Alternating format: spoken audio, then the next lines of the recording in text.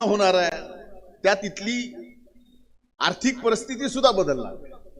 पण काही आर्थिक परिस्थिती बदलण्यासाठी हे फक्त एक व्यक्तीला बदनाम करून एका गावाची प्रगती तीही विकासाची थांबू शकत नाही.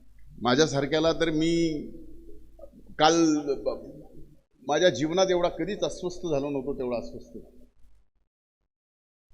कधीच नाही.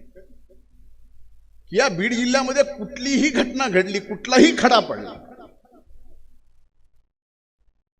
की माझं पावती माझ्या नावावर आहेच, माझ्या विरोधात भाषण आहेच.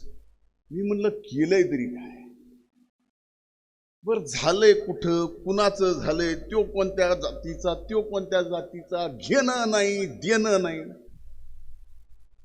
वाजवा धान्याला. ठीक आहे, त्या गोष्टीला आपल्याला परिणाम होत नाही.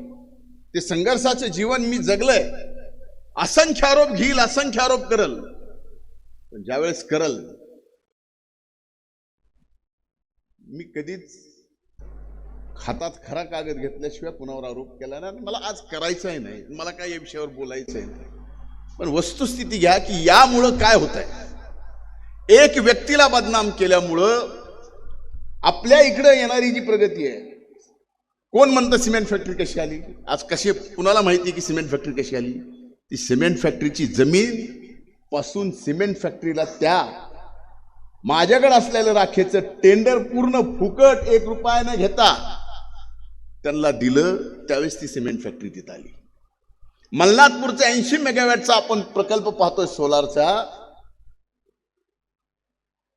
तिथं 200 एकर जमीन अण्णांनी द्राक्षासाठी घेतलेली होती. 75 एकर